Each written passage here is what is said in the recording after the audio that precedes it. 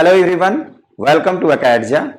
तो बच्चों, इस सेशन में हम लोग डिस्कस करने जा रहे हैं linear dependence and independence of vectors.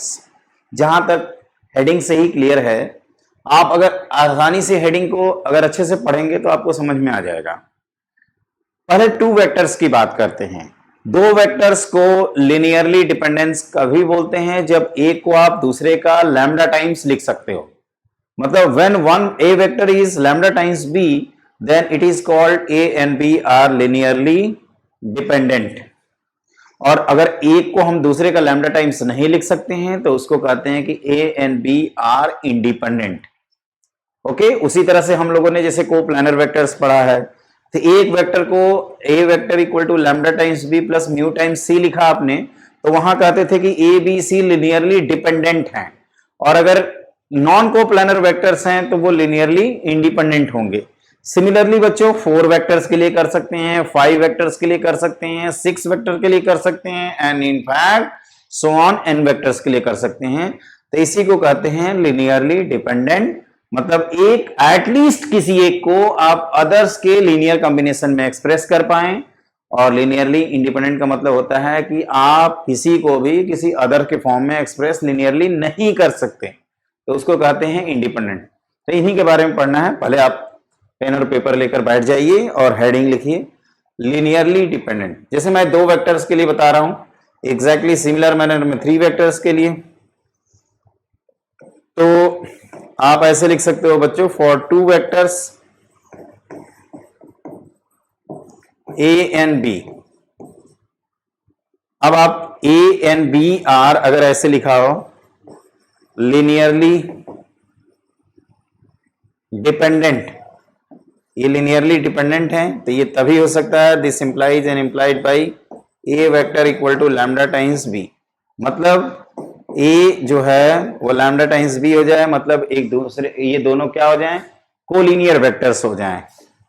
और आपसे कहा जाए कि a and b are linearly independent, तो ये इसका मतलब ये होता है बच्चों कि आप एक को दूसरे का लैम्डा टाइम्स लिख ही नहीं सकते। मतलब अगर ऐसे आपने कुछ लिखा है तो ये तभी हो सकता है जब आपका सेटिस्फाइंग ऐसे करके लिख देना, ये तभी आप लिख सकते हो जब आपके ये जो कांस्टेंट्स इन्वॉल्व हैं लैम्डा 1 और म्यू, इसकी वैल्यू क्या हो जाए 0। लैम्डा भी लिख सकते हैं इसकी जगह पे।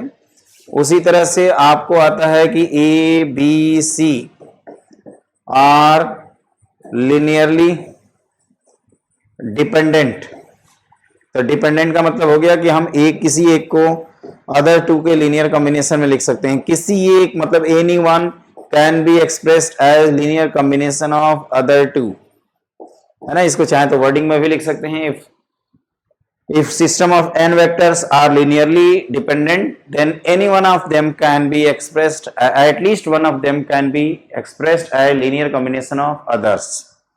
बस यही होता है बच्चों। जैसे हमने 4 वेक्टर्स के लिए रिजल्ट लिख रखे हैं, जैसे मैंने 2 के लिए बताया, 3 के लिए बताया, वैसे 4 के लिए होता है कि अगर ये 4 वेक्टर्स हैं और ये स्केलर्स हैं, तो there exist x1 x2 x3 such that not all 0, x1 a plus x2 b plus x3 c plus x4 d equal to 0, then a b c are called linearly dependent। मतलब हमने linearly express कर दिया तो linearly dependent हो गया। और independent के case में क्या होगा कि अगर ऐसे है और आपने सभी कॉन्स्ट ये जो है ये सबके सब अगर 0 हो जाएं, then a b c are called linearly independent. ऐसे टर्म यूज करते हैं, है ना, डिपेंडेंस इंडिपेंडेंस। अब अगला बच्चों ये होता है आपका एक रिजल्ट होता है जिसको आपको ध्यान रखना है कि एनी, जैसे हम लोग एनी वेक्टर्स, जैसे कोई भी लिखा है इस तरह से a vector equal to i minus 2j plus 3k, तो हम एक वेक्टर को लीनियर कॉम्बिनेशन ऑफ अदर 3 लिख सकते हैं। और ये अदर 3 में i j k हैं। i j क्या है होता है बच्चों, i j k होते हैं नॉन कोप्लानर वेक्टर्स। ये एक रिजल्ट है कि any vector in space can be expressed as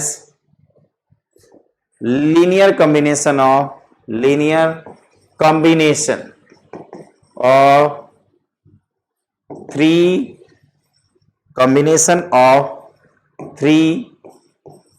non-coplanar vectors। जैसे कि हमें मालूम है बच्चों कि आपका आई जे के नॉन कोप्लानर है, तो इस तरह से तो आप लिख ही सकते हो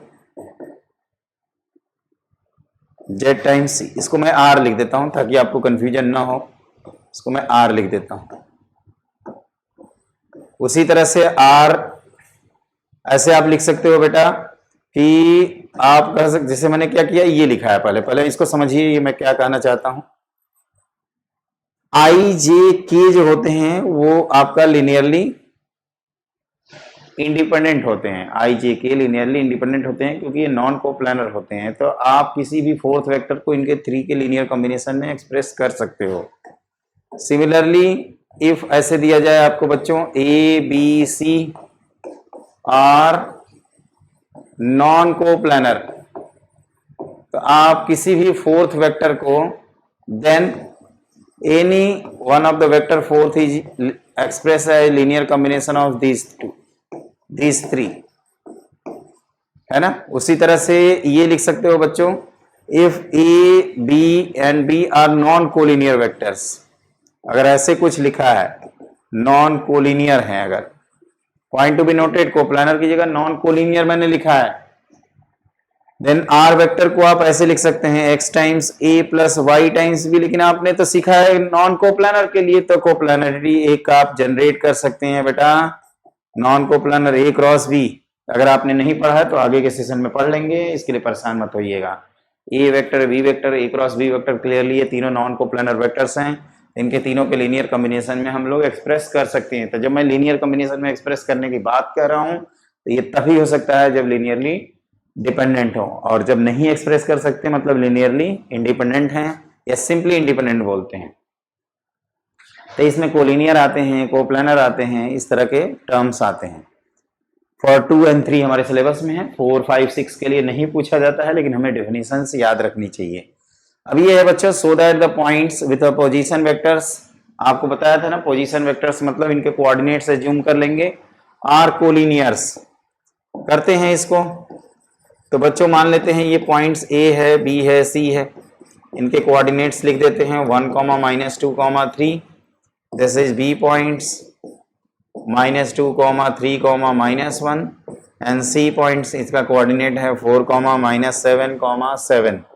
अगर मैं आपसे यहाँ पूछ लेता हूँ कि ए बी वेक्टर कितना है आप बता दो, तो आप लिखोगे -3i + 5j - 4k, ये लिखोगे ना। और ए सी वेक्टर अगर मैं आपसे पूछ लूँ तो आप कहोगे 3i, और 3i के बाद आप क्या लिखोगे -5j और +4k। आप कुछ रियलाइज कर पा रहे हैं बेटा? तो यहाँ आप कह सकते हो कि सर यहाँ a b vector equal to clearly -1 times of a c vector है, that is a b vector equal to alpha times a c vector. तो ये तभी हो सकता है जब आप कह सकते हो a b vector and a c vectors are collinear. तो ये तभी कोलिनियर हो सकते हैं जब ये पॉइंट्स कोलिनियर हो, that is a, b, c are collinear. ये आपको ध्यान रखना है।